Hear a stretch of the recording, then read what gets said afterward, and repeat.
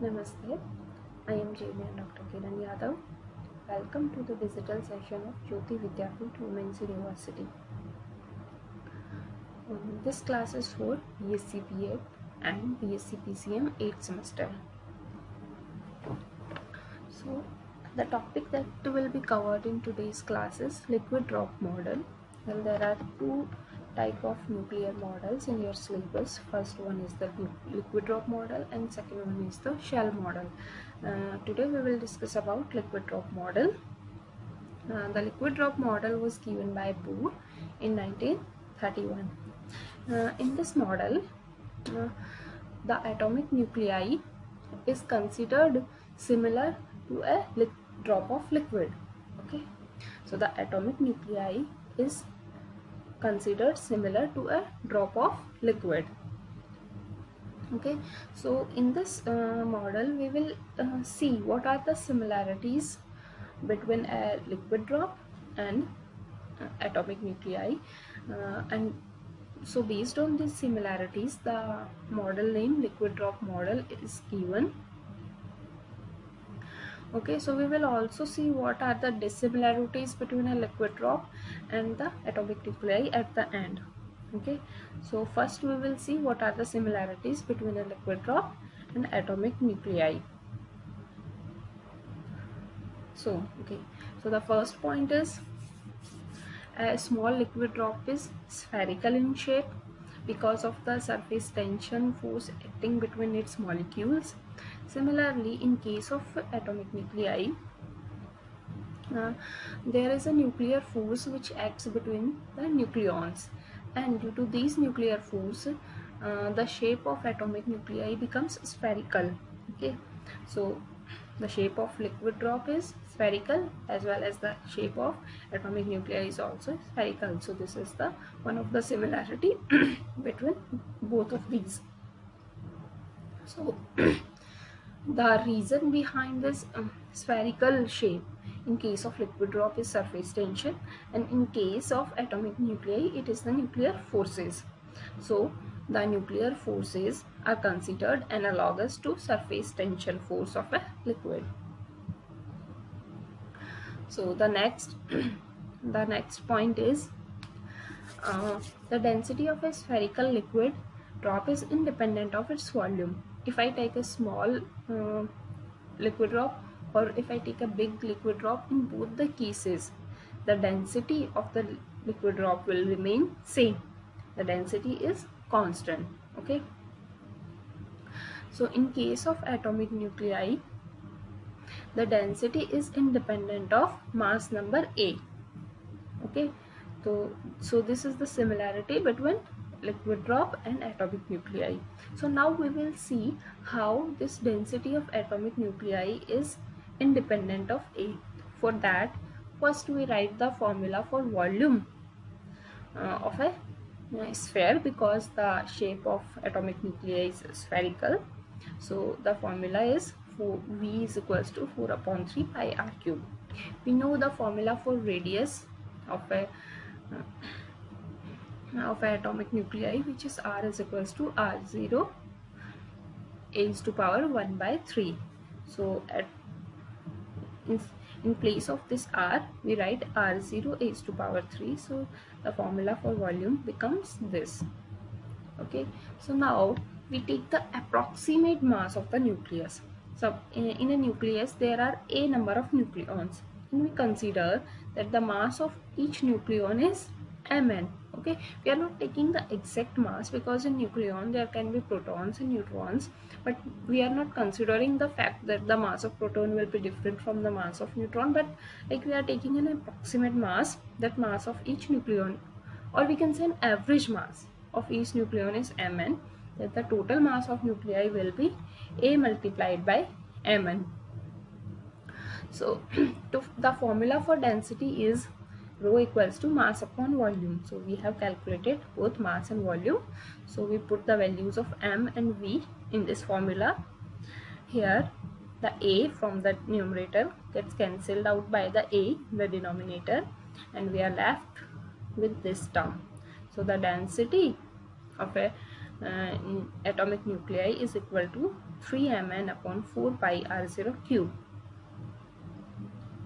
Here all the terms are constants, and when we put the value of all these terms, the value of density comes out to be 10 to the power 17 kg per meter square.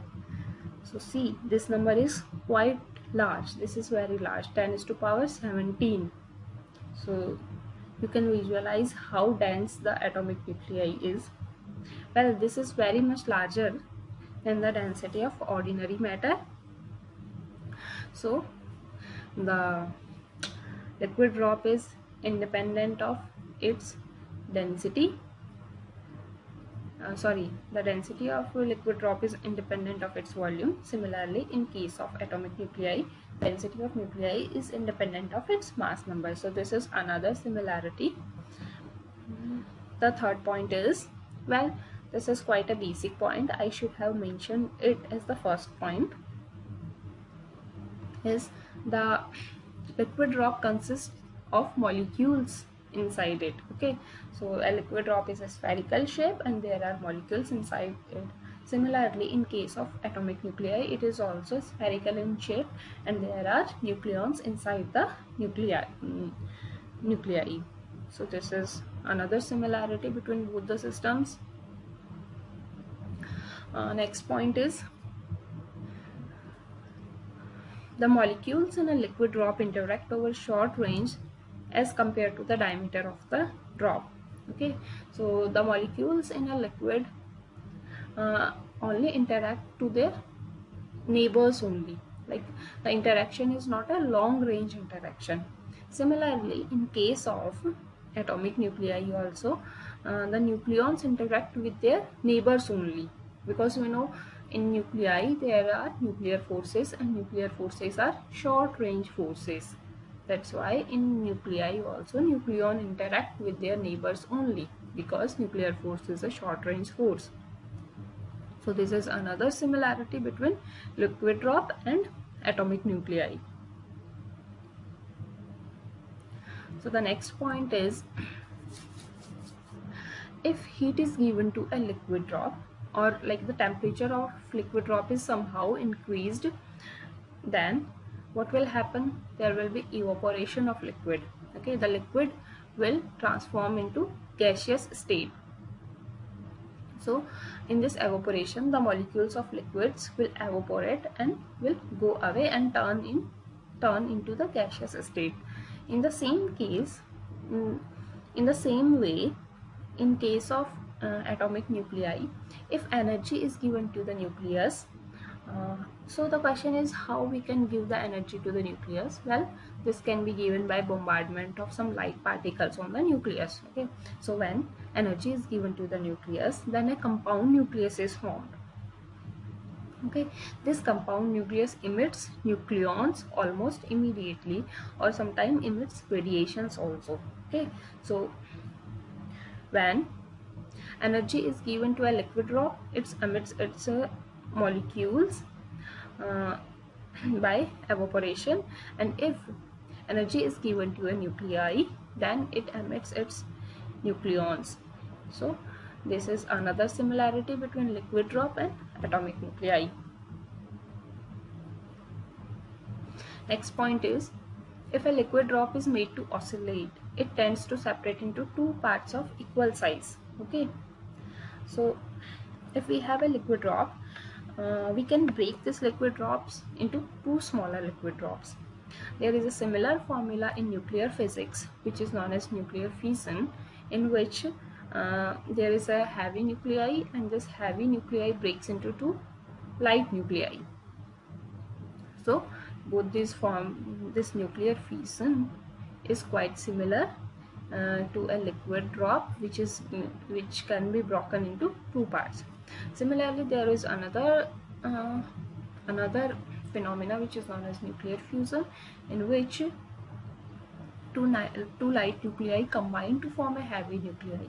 Okay, so in case of liquid drops also, we can join two liquid drops and can form a bigger liquid drop.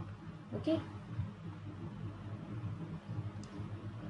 The constant binding energy per nucleon is analogous to the latent heat of vaporization. Okay, so what is the latent heat of vaporization? As I told earlier, if we give energy or heat to a liquid, then its evaporation starts, and the liquid molecule turns into the liquid state turns into gaseous state, so its molecule goes away. Okay, so in that case, the heat required to start vaporization is latent heat of vaporization. In the same way, there is the term binding energy per nucleon in nuclei, in which binding energy is when we give energy to a nuclei, then it breaks down. The energy requirement can vary from one nuclei to other nuclei. So this binding energy per nucleon is analogous to latent heat of vaporization. Okay, so the next point is the existence of non-zero quadrupole moment show that many nuclei are non-spherical.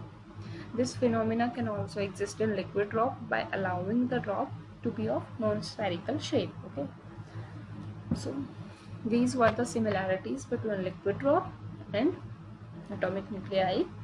In the next session, we will cover the remaining part, which is the dissimilarities between the liquid drop and nuclei, because I can't make a big video, like it will take much more time to upload. So in the next session, we will discuss the remaining part of this model. So if you have any doubts, please mention in the comment section. Thank you.